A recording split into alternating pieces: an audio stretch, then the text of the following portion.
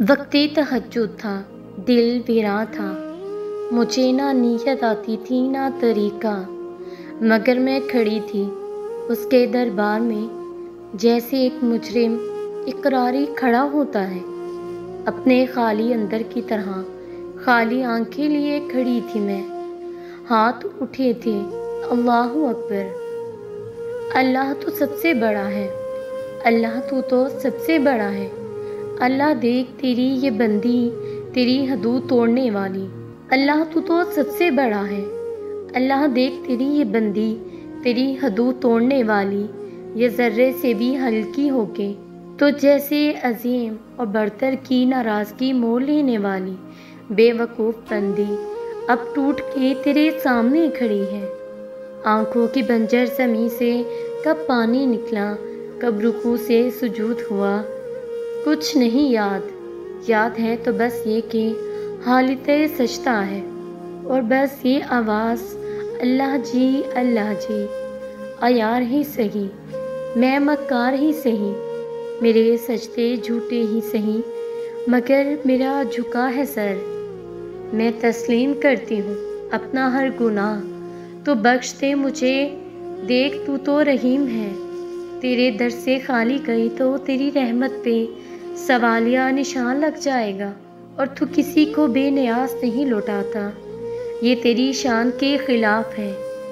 میری ندامت وقتی اور جھوٹی سہی، تیری رحمت تو پائیدار ہمیشہ رہنے والی ہے اور سچی ہے، میرے مالک میں تیری آزمائش کے قابل نہیں، مجھے بس معاف کر دے، اپنے خزانوں میں سے اپنے قرب کا سکہ دے دے، اپنی رحمت کی وسیع چادر سے فقط ایک کونا اتنا سا کہ میرے گناہ، میری ذات، میری نافرمانی سب چھپ جائیں،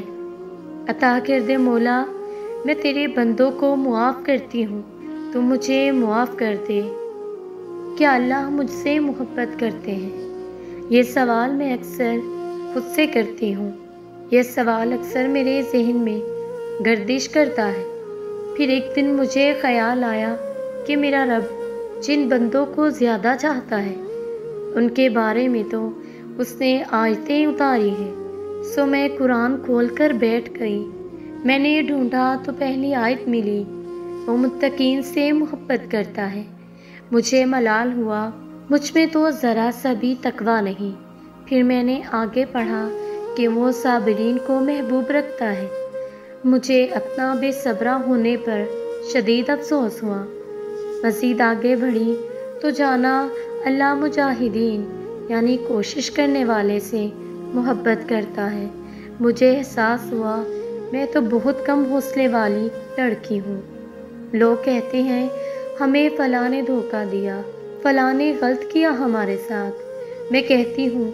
جو کسی انسان کے لیے اللہ کو چھوڑتا ہے اللہ پاک ہمیں پھر اسی کے ہاتھوں توڑتا ہے، جیسے تیز ہوا کے چلنے کے بعد رسی سے سارے کپڑے نیچے گرتے ہیں، بالکل اسی طرح جب ہم اللہ کے کام کی خلاف ورزی کرتے ہیں تو اس کی بنائی ہوئی حدود کو پھلانگنے کی کوشش کرتے ہیں تو ہم گرتے ضرور ہیں، اور گرنا ضروری بھی ہوتا ہے، جب تک گرتے نہیں ہمیں پتہ نہیں چلتا کہ دنیا تو آپ کی بے بسی دیکھ کر آپ سے مزید دور ہو جاتی ہے، اور تھامنے والی ذات تو صرف اللہ ہی کی ہے، اور جب وہ تھامتا ہے تو کوئی گرا نہیں سکتا، کسی سے بچھڑنے لگو تو کوشش کرو کہ اس پر ملبہ ڈال کر نہ بچھڑو،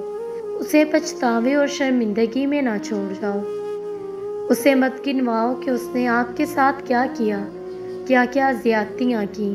کہاں کہاں آپ کا دل دکھایا، اور کون کون سی بات ثبت کی آپ نے اپنے رشتے کے لیے، ممکن ہو تو اسے مکمل آزاد کر دو تاکہ وہ آپ سے بچھڑ کر جی سکے، بچھڑنے والے کو تنہائی کے ساتھ ساتھ ضمیر سے بھی لڑنا پڑ جائے، تھوڑا سا ضرف دکھائیں اور سامنے والے پر سے ملبہ ہٹا دیں، یہ آپ کا اس شخص پر پہلا اور آخری احسان ہوگا، ایسا ہی کرنا چاہیے، ایسا کرنے کی کوشش کرنی چاہیے، بہت مشکل لگے گا مگر شاید اسی میں سکون ہو۔ ایک تدبیر انسان کرتا ہے، ایک تدبیر رب کرتا ہے، اور دونوں کی تدبیر میں اتنا ہی فرق ہے جتنا کہ دونوں کی حیثیت میں۔ ایک ذات ہے اور دوسرا خاک۔ خاک کی لاکھ تدبیریں بھی ذات کے ایک کن کا مقابلہ نہیں کر سکتی۔ تو مایوس کیوں ہوتے ہو؟ وہ ہے نا خالق غم کا بھی اور خوشیوں کا بھی۔ جب اللہ نے کہہ دیا کہ میرے حکم کے بغیر ایک پتا نہیں ہل سکتا، تو کیا یہ غم جو تمہاری زندگی میں ہے اس کا علم رب کو نہیں ہوگا؟ مجھے نہ یوں تو اللہ پہ اکثر پیار ہی آتا ہے، مگر جب وہ کہتا ہے نا کہ اے انسان بتا تجھے کس چیز نے رب کی رحمت سے مایوس کر رکھا ہے، تو مجھے میرے اللہ کے اندازے کلام پہ واری و نثار ہو جانے کو جی کرتا ہے کہ اللہ خود کو تمہارا بہترین وارث کرتے ہیں۔ تو کیا اللہ تمہیں یوں ہی بے معنی خواہشوں کے پیچھے ضائع ہونے دیں گے؟ نہیں نا، وہ تمہیں اپنی محبت سے اتنا خوبصورت اور اتنا مکمل کر دے گا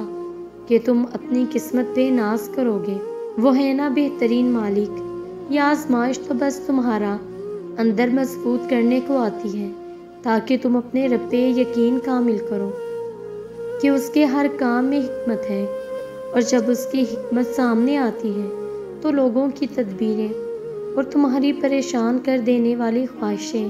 سب الٹی ہو جاتی ہیں۔ بس محبت بن جاؤ اور اپنے رب کی مدد کو تکتے جاؤ کہ وہ رب کہاں، کیسے اور کس طرح سے راستے بناتا ہے۔